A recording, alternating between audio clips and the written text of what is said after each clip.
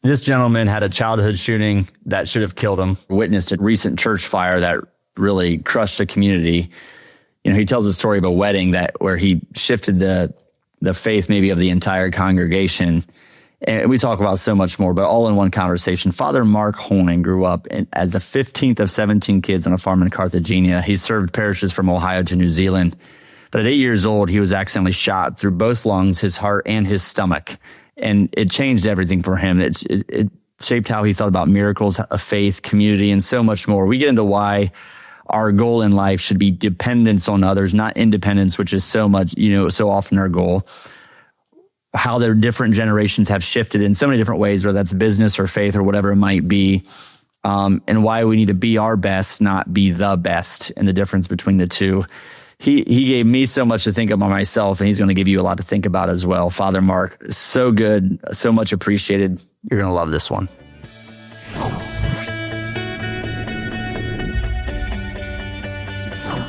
Hello and welcome to the Purpose Matrix. First time in our studio here, and we have a great guest today, Father Mark Holning. Father, how are you doing today? Doing wonderful, wonderful. If you don't, it's always a good day, right? Absolutely. If you don't know Father Mark, he's been all over the place. I'm gonna call him out on some questions on his favorite towns later, so you better be ready to answer. But a very popular priest that has done so much good for our area and many other areas, everywhere he's gone, really. But now he's part of the Christ or Light family of parishes. He grew up on a farm in Cartagena. 2 farms west of the Big Chicken, if you know where the Big Chicken is on 127. The 15th of 17 kids. I was the 5th of 7. So just add 10 before that and we're the same. He went to school in Coldwater. He had a Salina address. He went to the bar in Montezuma. He played softball in Casella, Hogs in St. Sebastian. He's trying to make everyone happy here, but I want to know later who your favorite school in the MAC really, really is, but you can only pick one. He's been all over the world: Orlando, Detroit, Dayton, Ottawa, Columbus, Washington, D.C., Calida, and New Zealand, and probably some other places too. But, what stands out to me is when we go to church, his ability to engage with the congregation, including when you came over. Has it been 3 years now, maybe? 4. 4 years. My then son was 4 years old, and he paid attention in church. So this was a big change for us, because before that we would struggle. But Father Mark, thanks so much for coming on the show. I'm really looking forward to this discussion. We were having a little bit of a conversation beforehand. I want to start with 15th of 17 on a farm. That had to be an interesting childhood. We had a lot of fun and we worked hard. Being nearly 70 years old, a lot of the farm work was manual. So we had dairy cows, we had chickens, we had hogs. And so there was a lot of labor. We did not have silos, and so we baled a lot of hay and straw. And we always worked as teams. And I think that's an important thing that kind of fashioned me a lot. Okay. That you could fight with your brothers and sisters, but you better get along when you're working. Yeah, you had to figure it out, right? You had to figure it out, and then you had to be at the same table with mom and dad. And you couldn't let that show too much in front of mom and dad. I had 5 brothers and a sister. There was a lot of fighting, and we had to get chores done too. But when you were young, really, really young, you had I'll say near-death experience, I think. Tell us more about, I'll leave it open, but tell us about what happened and the hospital bill associated with that. I got shot when I was 8 years old.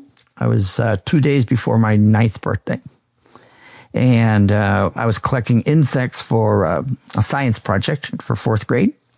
And I had to collect 50 insects by Monday. And being the procrastinator that I was back then and still am, a good place to find insects was in woods. And so a classmate and myself, we went out to the woods after we had played football at a neighborhood place. And so my neighbor had seen a squirrel, and he was 10 years old, got his dad's gun out of the garage and started looking for squirrels, and my classmate and I started looking for bugs. Well, he didn't find any squirrels, but he had a gun in his hand, and he was just goofing off, thinking that there's probably nothing in the gun, and he was goofing off and aimed, and it was loaded. So I got shot with one of those unloaded guns, and shot me through both my lungs, my heart, and stomach. So pretty serious. Both lungs, heart, and stomach. And my brother Mike was with me in the woods too. He was with a boy who shot me. And he says, "Now, why'd you shoot him?" And I didn't know who he shot because it travels that quickly. Yeah, you're just in shock and not even knowing. Well, and I felt something tickle my stomach and lifted up my shirt, and there was blood. And you remember that? Oh, yeah. You remember it.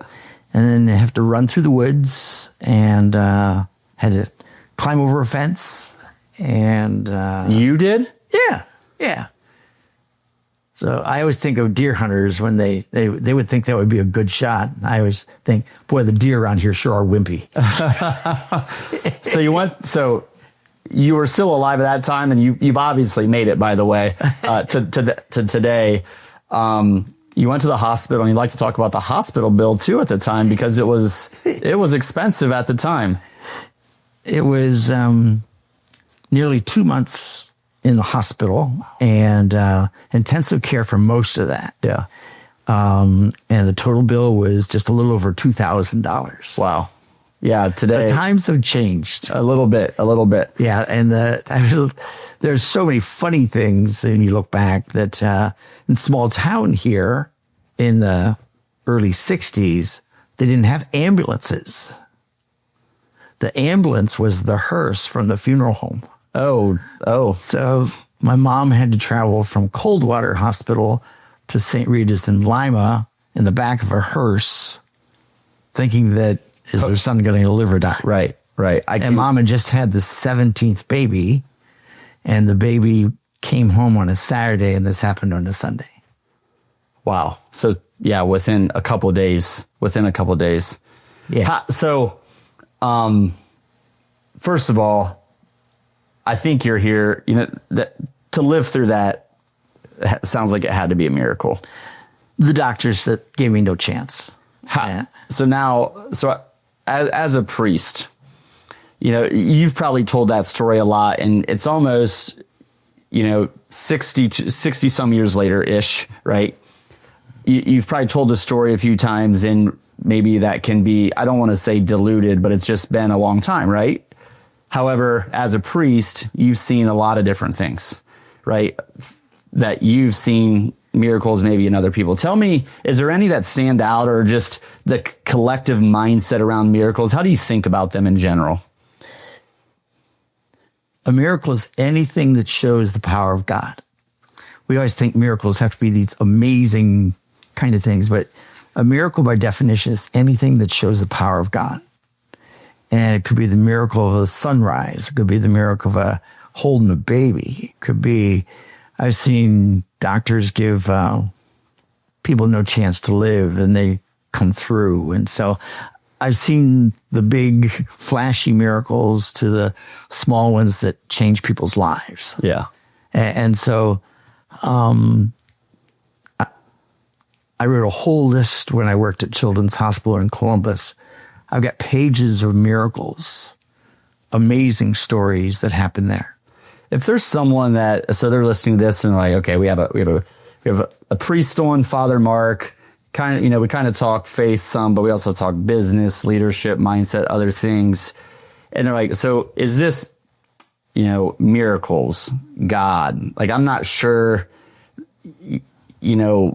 they're struggling with this topic.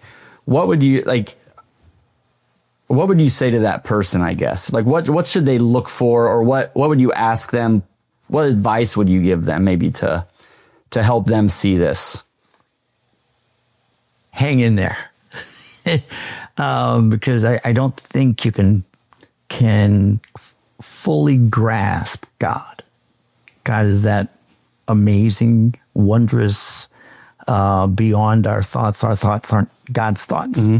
And so if we think we can capture them, we've already failed. Yep. And so if you have to struggle with something, it's like, way to go. Right. So that's not a bad thing. I think as humans, we're trying to understand. We're told we won't understand. His ways are not your ways. Yet we're always trying to understand. I'm always trying to understand. Like, what does this mean? Why was this? So I'm always trying to understand. And the best understanding is recognizing I'll never understand. It's always one of my favorite things. I always say that I'm the world's smartest man. I believe that. Why is that? Because I know I don't know everything. Yeah.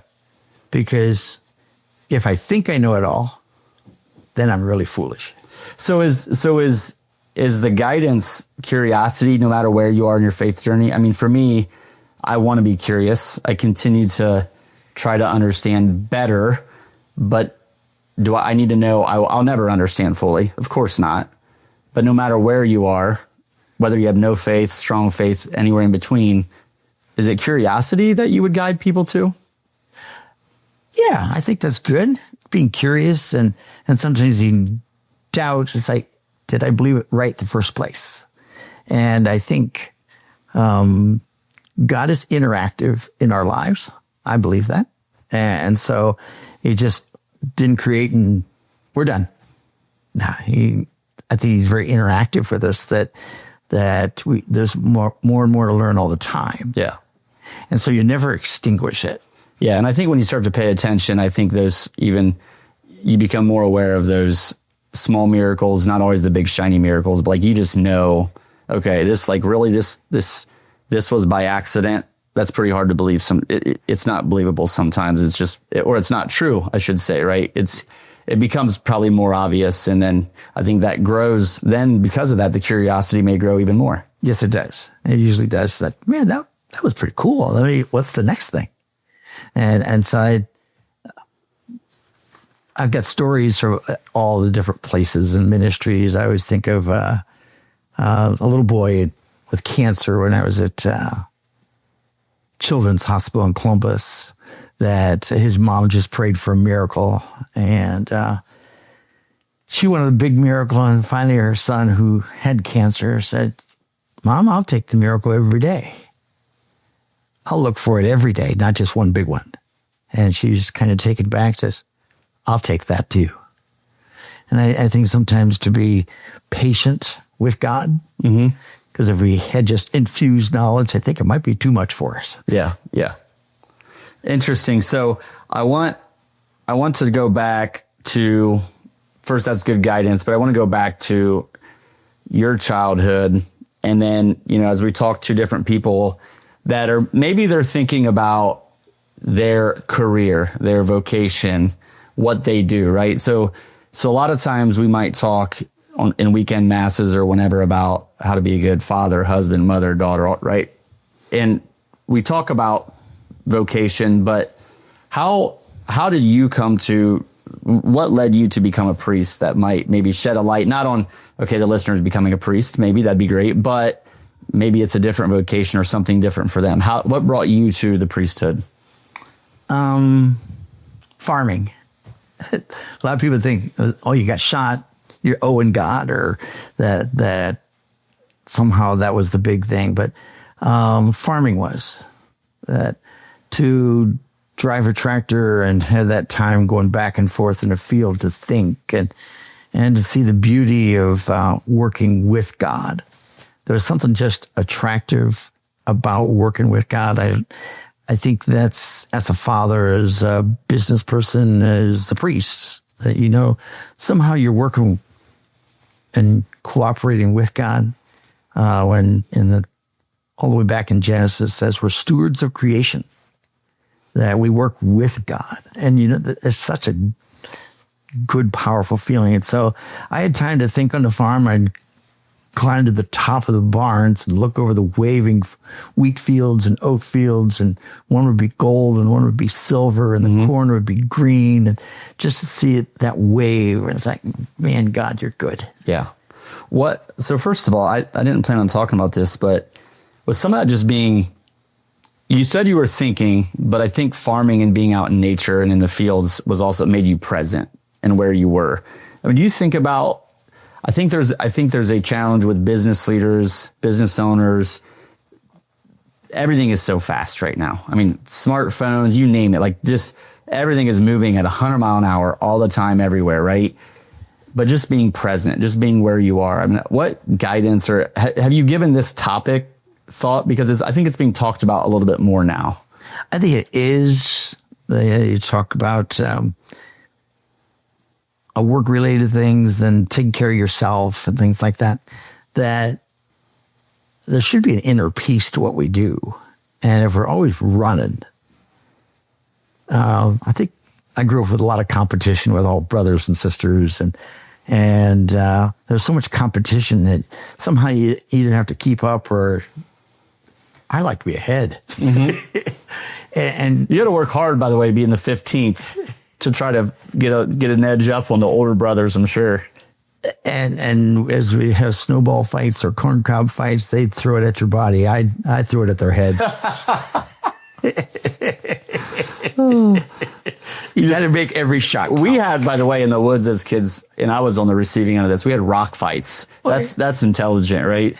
It probably explains some things for me, by the way, right now. It explains why when my brother Norman would plant the corn and we'd throw rocks and ground clods at him, and we'd have more corn in those rows because he'd be dodging things. That's good stuff. But I think that quiet time so that you can have that peace and kind of refine your callings. And how many kids you got? Me? Yeah. 5. To take that time, says, am I being a good enough father? Am I showing what I want to show my kids? Yeah. That if we're always running, you don't have that evaluation. Yeah. That you'll never get better at being at that. Yeah. No, I like that a lot. And I think inner peace is it's what people are looking for, but it doesn't need to be when I do this, I can have that. You can have that right now. Just go outside. I mean, if you go outside or go sit in a quiet room, you can have that right now. Working with God, the other thing you brought up is, I think a lot of people are thinking so much about what should I do? What should I do with my business? What should I do with my career? And I think some of that is around what am I good at? What do I enjoy? But I think that phrase, like working with God, I'm on God's team. You can do that no matter what you do. Oh, right? Absolutely. Absolutely. Do you have any examples of that or maybe expand on that? Like how should we in our careers think about that? I think my mom and dad, family is always an important part of who I am. And Dad said you're just not farming for yourself, that you're working to feed the world's people. And with that also, you're working to make sure that the world's a little bit better, that you should leave the world better, so that the next generation can still do those things, and it would be not just easier, but more fulfilling. And so as you leave the world a mess, the next generation's staying behind. And so it could be farming, it could be business, could be your church that you're in, family that you're in, that to make sure you're take time to make it a good family, a good business, good church. I think our area is unique in a good way in that it obviously 10, 20, 50, 100 years ago, very agricultural based, no doubt about that. Still a very strong agricultural community, but that has evolved too into a lot of entrepreneurship and small businesses that are, doing different things. And I think you said make it easier, but also hopefully more fulfilling. How has whether it's farming, agriculture, business, entrepreneurship, how do you think it's changed over from 2 generations ago to last generation to the new generation? Would you say that has shifted significantly? And is there a mindset or anything to that you would kind of see from what you learned on the farm a couple generations ago to kind of how it's done now? It's very different. Part, I think, media driven, that everybody was basically the same as I grew up because people didn't have money. there weren't the same resources. And so the resources were your neighbors, and their resources were you. And so you shared equipment, you shared labor, you shared a lot of different things. And being a good neighbor was the most very, very important value. Where now you see, oh, people have all these things, and I guess I have to work toward those things rather than working at being a good neighbor or a good person, whatever. And so because you can sell things, you can't sell being a good neighbor. Right. And so that consumerism, I think, farmers became more independent with their own kind of, because they had a little more wealth that they could buy their own equipment, or they didn't have to rent land or whatever. So that's changed. The resources are dramatically different. And because of that, I think things, as you said earlier, are easier. And, your dad even said, hey, how do we make things easier for others? Or how do we help others? But also, how do I reconcile, okay, where things are getting easier, there's more resources, but this fulfillment word, because I feel like easier, I don't know if easier equals fulfilling, right? It might even be different than that. It oftentimes, I think, is. I think around here, people still get together as families, neighbors. They realize the goodness of that. And I think to have that as, it shouldn't be either or. It should be, it's easier, but that gives me more time that I could spend a little time with the neighbors or spend time visiting someone. We always, in the old days, you always went over for company, played cards or played outside with the neighborhood kids, whatever. Yep. Then just that mixing, I guess going back to when I got shot, I realized how important communities are. The cleaning ladies and people in the hospital were just as important as the doctors. Right. That working together and respect for everybody's jobs. How much did the family team up at home to help out during that time? Don't talk about that one brother that didn't, maybe, but you're thinking of one. Don't say his name. I always think of my brother Dick. We wrote little family stories, and I was really sick. And my brother put down, we always prayed as a family. We prayed in the school. We prayed in so many different places, and we knew people were praying all around the country. And my brother put in the book that if I ever have doubts, I go back to that time and I realize the prayer is important, that it does make a difference. And it says, if I ever doubt the power of prayer, I go back then. And I think that's important for a community thing, family-based, purpose-based, and you're rooted in the right things. I'll talk about always growing, always learning, being curious, growth mindset, mentally, and understanding more, really in any area of life. But I think there's 4 ways. So I use the word, we should continue to educate ourselves. You could say know, love, serve, right? And the know part. But I think society thinks of education as I'm reading a book, I'm listening to a podcast. And I would add 2 things for people to think about. There's kind of 4 elements of it in my mind. It's reading, listening. So thank you for listening. It's writing, and it's prayer. It's silence. Just that silent time.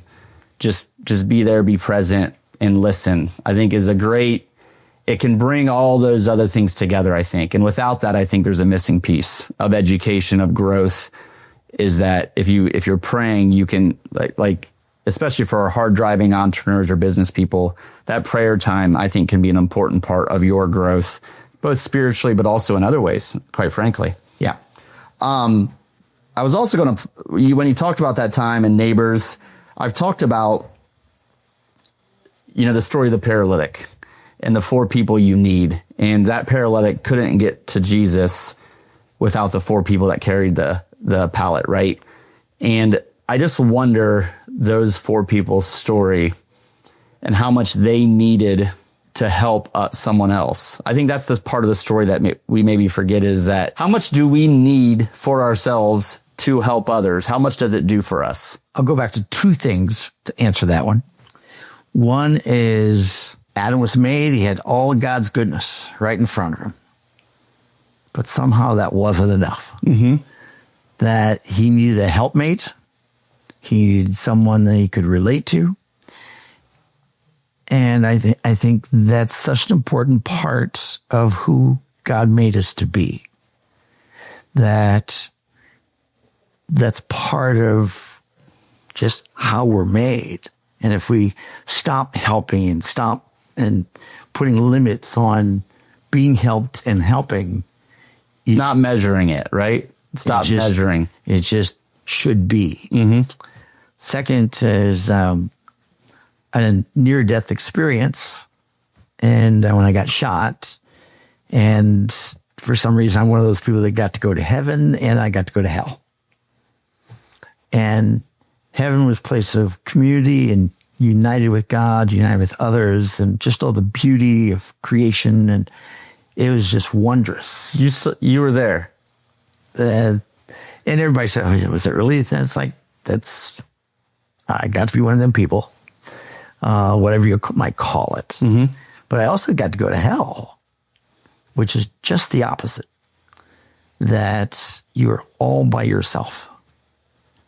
Darkness and pursuit of fear.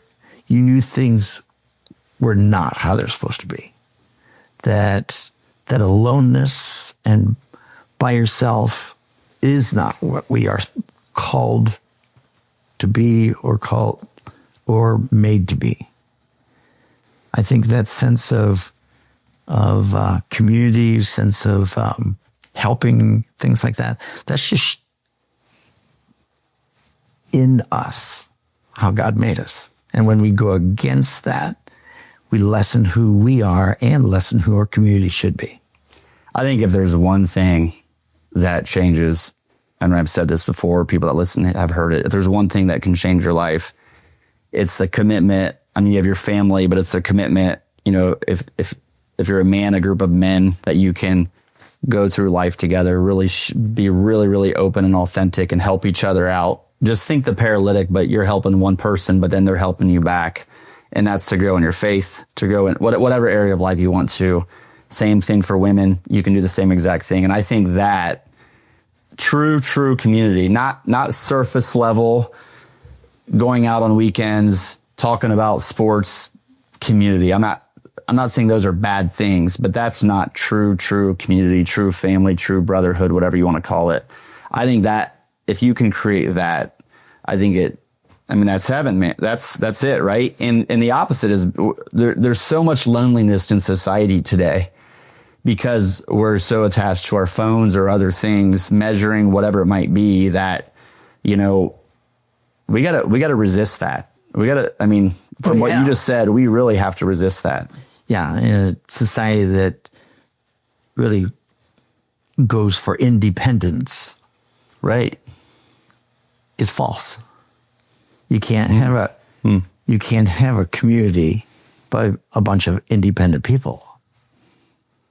That you have to build with each other, and that's interesting. It's something that we have to relearn, because it was taught that it would be all that you can be. Well, all that you could be means that all that we could be. You have to change the language of it. Would help. Well, I think the recognition of dependence and the appreciation of dependence. I cannot do this alone. I am dependent on other people to be happy, to be fulfilled, to be, to go to heaven. I need the help, right? and it's super fulfilling to also be that other people are dependent and you can provide that to them too. But there's such like financial independence, freedom, all those words are okay in the context of how maybe they were used originally, but taken too far. Yeah. I'm an independent person is a dangerous place to be, I think. It's very dangerous. It's very, and not very fulfilling, because then you've made yourself God too. Right. Which is one of the statements I always say is most of us were brought up with our final goal is to go to heaven. Mm-hmm. And that's not my goal. My cornerstone, my goal is that. So with my family, but I can't control that, but I hopefully can control myself. So I'm very curious what's wrong with with that cornerstone goal, if you will. Because a lot of people try to get themselves to heaven.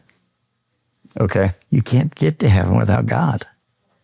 So instead of, I want to go to heaven, I want to go to God. God I can find every day. Go to heaven, you have to die. So to look for God every day and to live in God every day, your dependence is on God. For some people, I'll get myself to heaven if I do this, which feeds back to that independent. Rather, my dependence on God and loving others. And I can control, I could get into a whole, what I can control, what I can't control discussion here. I can control engaging with God today. I can control going to God today, like seeking God today. I hope I can control going to heaven, but not today, hopefully. Hopefully not. I don't know. I'm trying to think about, I don't even know if I'm going in the right direction with this, but it's also what can I do today versus this long-term final outcome. No, what can I do today?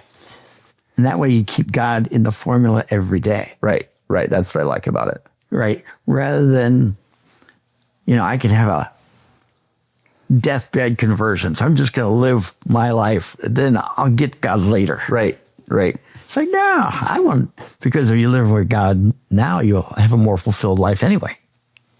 If I'm saying yes to God now, when he calls us, I'm so used to saying yes to God. I wasn't expecting to change my entire purpose for my whole life in this discussion, Father. But this is what you've done to me, and I mean this is what you do. You're so good at it. You're so good at engaging people, listening, articulating. Telling stories. You're so appreciated. You really are. I want to this other thing we talked about different generations earlier, and farming and how that's changed in agriculture, business, entrepreneurship. What about those different generations? Let's just say, I don't know the right age group, but 65 plus, 30 to 6, maybe 35 to 65, and then younger generations. So like older, middle, young. How much difference do you see in the faith lives of those different generations? I think the younger people now are looking for a little more fulfillment. There's a lot of younger people are joining faith again. Mm-hmm. For a while, it was like, I can do this by myself. Mm-hmm. That independence was really strong in there. And we had a record number of people joining the Catholic Church, but that's not just the Catholic Church. There's other denominations too that they're looking for more. And I think knowing that this is okay, but I know there's still more yet. And so I really like that. We have a lot of our young people that go to school early to pray. The Christian athletes in different schools now. Yep. And they're not afraid to claim God. Where it's like, I always say that we learned the 10 Commandments really well especially that second commandment. Don't use God's name in vain. And so let's not use it at all. Right. And so if you're not around God language, it's a foreign language. And so people didn't use God for a while. If you looked at old television shows, media, it's very, I mean, it even like having conversations like this, when I started this 2.5 years ago, I was very uncomfortable figuring out how to have the conversation and say God, say whatever, right? I mean, I'm still have uncomfort with it now because it's not maybe it wasn't a normal part of my dialogue vocabulary, right? Right. And it's becoming more common. And I just will say that, with our kids, but also older than our kids. I mean, 18, 22, 25, 30-year-old men and women that they are just so much stronger in their faith than I was certainly at that age. And I think even just not just me or that, but in general, it's really, really exciting to see the pursuit of God every day, maybe, because there's just some men and women doing some amazing, great things, forming groups, you name it, that is really inspiring. And I hope I don't think that's just our area.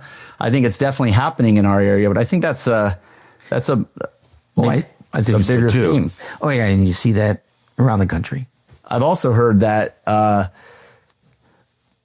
news, social media, everyone's telling kids they can't have faith, so therefore they're saying, okay, whatever you tell me I can't do, I'm going to do. So I think the strategy is no, you're not allowed to do this, and they'll push back and they'll search for it. But I do think it's encouraging, and you talked about this a little bit beforehand, but there's definitely been a shift generation to generation in this faith. What else do you see with maybe the older two groups?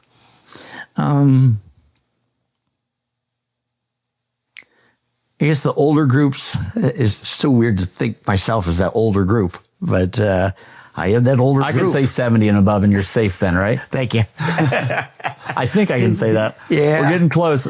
A couple months, and then I'll be 70. When's your birthday? September 21st. So, but I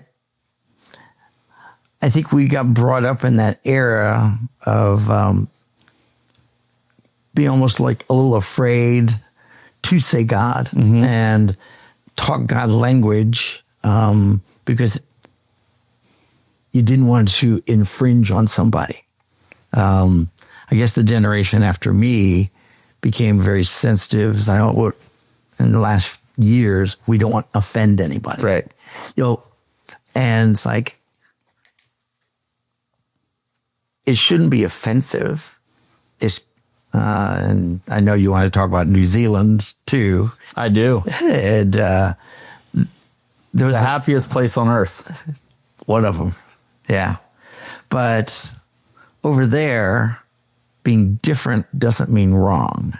Over here, different was wrong. And so you take it as offensive. Over there, different means is another way of chance to learning something new.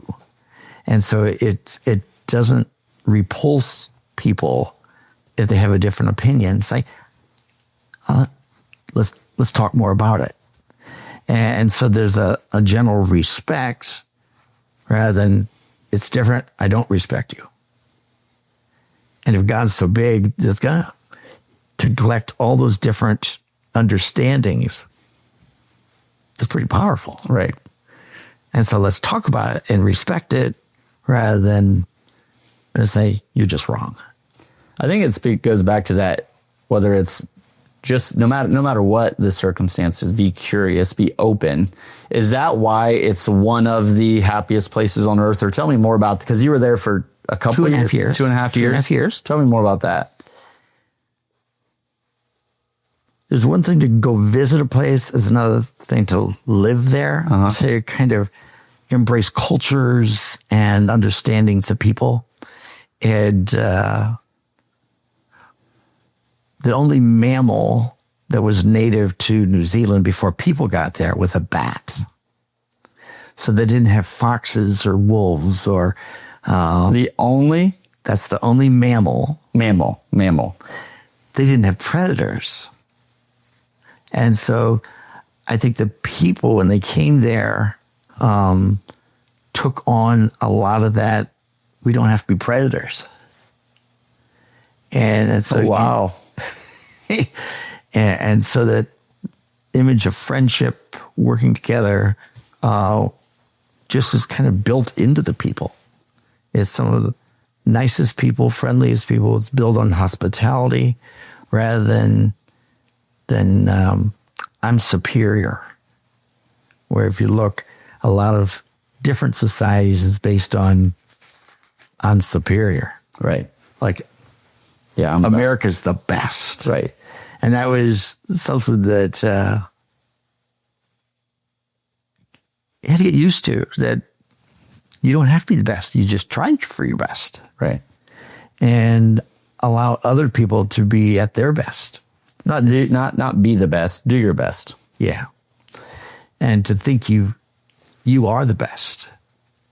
So it's a more humble servant kind of thing than I've got all the answers.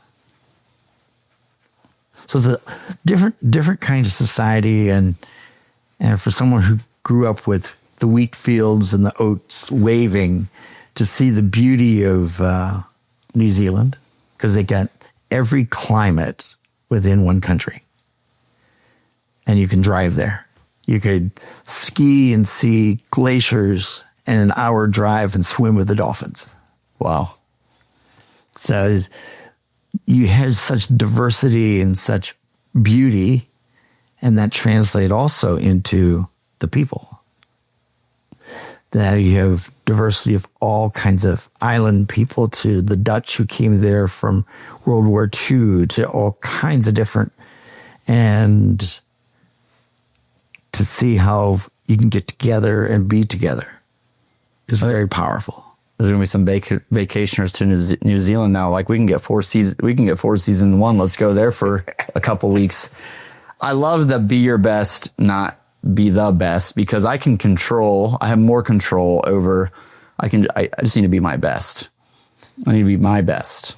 I don't have control over, I want to be the best, right? And you're not going to be, right? And that's what goes back to the independence, dependence thing too, I think, is, that's God. Like that's God, not just be your best. So I can control that. And I think then if I strive to be my best, there's a contentment and inner peace, to tie back to that earlier conversation, with that mindset. And I think to have a culture that lives that way, I'm sure was very powerful. It's nice. Very nice. Are you going back? I would like to. Yeah. But not yet. See what May 29th, 2025, I think was the date. Church fire. Yeah. Tell me, where were you? I was with friends driving from Salina. Okay. And could see the smoke. And I told my friends that, I need to check this out. And it didn't take long. There were pictures on cell phones. And it's like, I gotta go. And so that was very hard. I had the last mass in that church.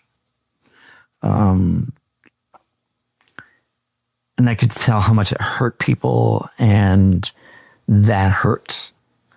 I still do not look at pictures or the videos. That's just hurtful.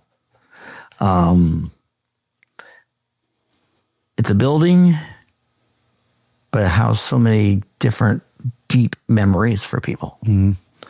And that's the thing that people have a good faith around here, and it's obvious, and a lived faith too. And I know that we'll rebuild built on a living faith, but the hurt still had to be dealt with. Yeah. Yeah. How do you reconcile, I remember, so I got a picture from my wife because we could see it from her house, and it's like, oh my goodness, this is, so fast, right? Yeah. And we'll miss big events there. So we're in Maria Stein, first communions, graduations, there will be things that we're not able to do in that just amazing, beautiful church. But like long term, how do you reconcile Like, is there good that's coming out of that? Does that happen for a reason? Like, how, you know what I mean? Because I try to see, okay, the amount of, it's hurtful, it's painful. Like, I'm not trying this, I don't want this to be, this is a good, like, that's not what I'm saying. But at the same time, I think good, my understanding and appreciation of what our ancestors did and what they built and the work they went through, the days they didn't work, they worked on the church, they built the church with their hands, they risked their lives literally, is pretty remarkable. And my appreciation of that, shame on me maybe because that wasn't the case prior, but it is now. I understand it better now. So I guess just good versus bad. How do I reconcile this? But they were building more than a building. And they built it not just for themselves. They built it for the next generations. And I think if we build the same kind of church to honor God and to hand on something to our future generations, it can really be powerful. Mm-hmm. And because you're not just handing on a statue or a steeple. You're handing on the beauty of faith that unites you with God and the community. And I think, I mean, I've thought about this, you know, to me, if we think about what we can do that's important and long lasting, I don't know what's, I'm sure I don't know how to think what's more important, because I think if we build a new church, or when we build a new church, that will last 100, 150, 200 years. I also think that at that time, whatever happens for whatever reason, there needs to be another church built. They're going to have the history. They're going to have to say, what did they do when this happened? How did they build this church? What did that church look like? It's going to guide their decision making in 150 or 200 years. So I think of this as this could be 1,000-year implication of what we do here. It's a big deal. It's important. And even to think back to whenever our ancestors were first building churches in Germany or wherever it was, right? The ancestors here then decided we're going to build a church that's traditional like they were back in Germany. I just think there's not just one church lasting impact of this. To me, it's a representation of the beauty of faith, as you said. I think is so important for a very, very long time. Oh yeah. And it carries on. And I think sometimes you don't realize that till later. It's like, mom and dad praying when we were little kids. Right. Praying the rosary in October and May and saying, oh man, we went out in the fields all day. These are our farming months. Mm-hmm. And we still took time for the rosary and prayed before every meal when you were hungry as could be. Mm-hmm. How that handed on later. Mm-hmm. And to have that kind of belief that we want our grandkids to know God too. Yeah. Yeah. Well, I just think it's going to be so important, and you can't connect the dots forward. A lot of times you can connect the dots backwards, and you can see the impact of that rosary or that prayer before the meal. And for this, though, we may see some of those dots forward, but we're talking generations and generations and generations of implications. So it's heartbreaking, right, to see what happened, but at the same time, it did happen, and we have to decide as a community, how do we move forward? And I'm optimistic that there's a strong faith here that the right thing will happen. I'm encouraged by that. I am too. I have no doubt that we'll move forward and scriptural wise, and says I don't put much trust in people. I put trust in God. Yeah. God's still going to work. Yep. And God's still going to call people. Yeah.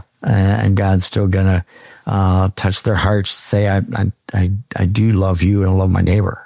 That's going to continue. And so, yeah, I have more confidence in God than I do people. I think that's a safe one there. What? All right.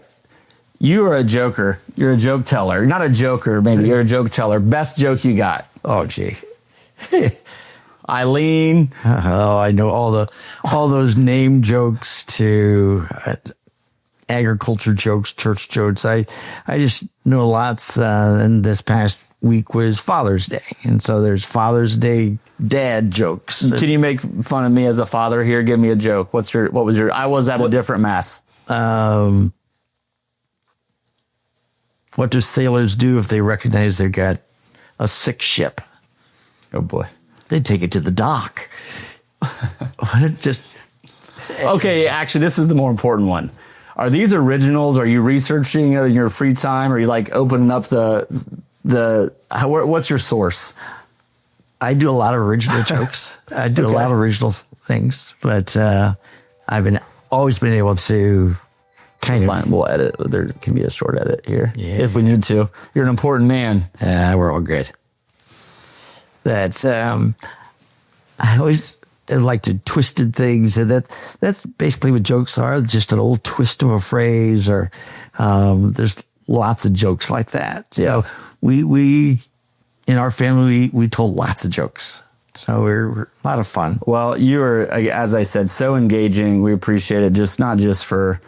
I mean, when we're at mass and we're just you have our attention all the time, but also our not 4-year-old anymore, or 8-year-old son, 6-year-old daughter, and all the other kids too. But just we appreciate having you in the area so much. You're having such an impact. It's a big area. You got 3 schools. You're from Coldwater, okay? That can't be your answer here. You're in Maria Stein right now, where you're sitting. So remember that. Minster, New Bremen, favorite. Who do you root for the most? New Knoxville also comes to New Bremen because they don't have a church over there. So the New Knoxville kid says, "Hey." I think we have people coming in from St. Henry, too. So, and Coldwater, there's a whole group from St. Sebastian to go to Coldwater. yep. And so, and then I've got nieces and nephews, or great nieces and nephews, that play on all these different teams. So, in every school. And so, I like sports. And so, I will cheer for everybody. And if it's a good play, I cheer for them. And the people around us just, hey, that was the other team. It's like, that was a good play. Yeah, yeah. And I really like good sportsmanship. I think if you're playing basketball and somebody makes a good play and you're guarding right close next to us, tell them right, no, you did good. Don't be afraid to tell them that, even if they're on the other team. Right. You're rooting for.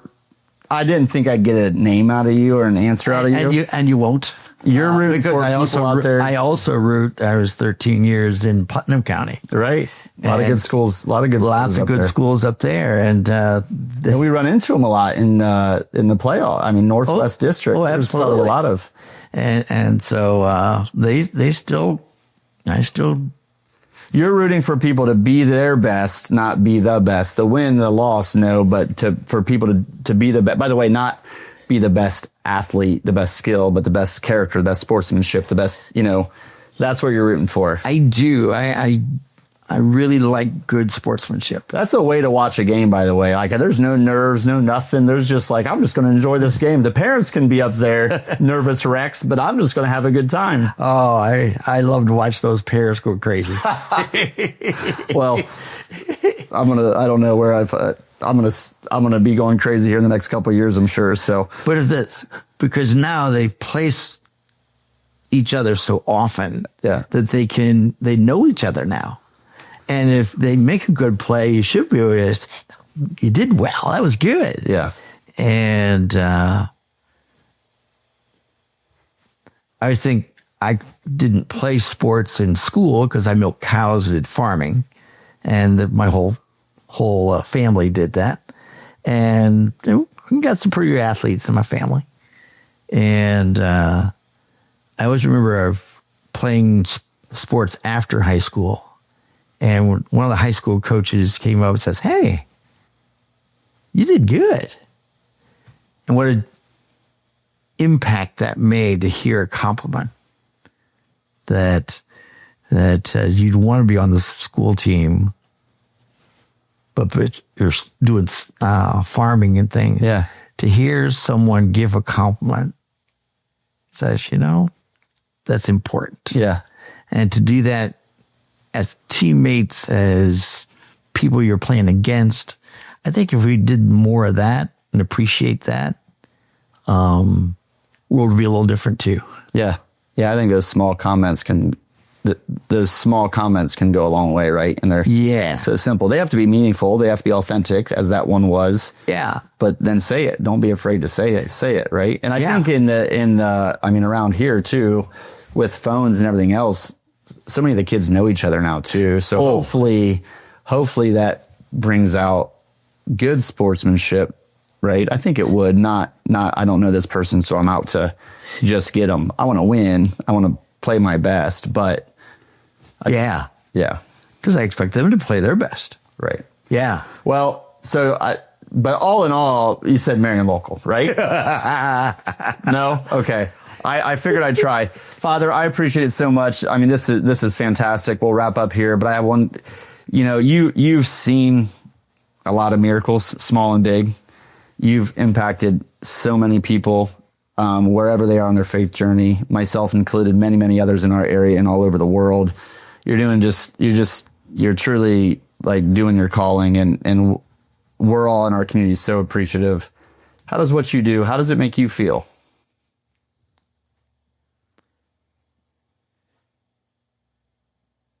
Again, it goes back a lot that loving God, loving our neighbor. Be very community-minded, God-minded. Talk about miracles and different things. And if I can just watch something happen and it kind of unfolds, and you said, "You did it again." One of my favorite stories is about a wedding. Older couple that's getting married. They're in their 40s. They live in New York. Going to get married in Dayton, Ohio, because that's where she grew up. And so Peggy and Steve, and making all the plans. And Steve's not a big believer. And about 3 months before the wedding, Peggy calls me and says, "We found out Steve's got cancer. And we don't know what we're going to do yet." And I said, "Well, you're ready to get married. And so if you like to move the wedding up, or you want me to come to New York, whatever's going to work for you." And she said, "Well, we just started and don't know where this is going to take us. We'll call back when we know more." So right before, I guess about 2 weeks before the wedding, Steve calls and said, we're going to get married. We believe, rich or poor, sickness and health. We're going to take each other for husband and wife. But with the cancer treatment, I don't have much hair left. So could I wear a hat during the wedding in church? I go, "Steve, if that would make you feel comfortable, that'd be great." "Well, I don't want to be the only one wearing a hat. Could the best man wear a hat too?" Says, "No problem. That way you feel more comfortable." "What about all the guys in the wedding party?" And if that would make you feel good, no problem. "Father Mark, would you wear a hat?" So they got me an engineer conductor hat. So I wore that during the wedding. And the bride's brother owned a company, and the company, they all had blue ball caps. They got blue ball caps for everybody in church. And they were sitting in everybody's pews. The bride and groom had no idea. And so after they got married, just like the cadets for the Navy or Air Force, they took their hats and threw them over them. And I'd say it was the most wonderful feeling and got to the reception, and people were like, did you feel that? Did you feel what happened in church? And you could feel it. You could feel God was there. Yeah. And these are people that didn't have much Christian background or anything else, and through it all, Steve had to go back to the hospital, and Steve really found the Lord, found God, and different procedures. The doctors would come to his room and have him pray for them. Wow. So it was very, very powerful. And it was one of those times when you just knew God was that close. Right. It was neat. Yeah. Wow, what a story from Father Mark. What a great discussion we had. Thank you so much. He's so engaging, such a good storyteller, and he's having such a great impact. Please share this episode with somebody else and help Father Mark's impact continue to grow even beyond what he's doing in our community here. Thanks so much for listening. For the Purpose Matrix, signing off.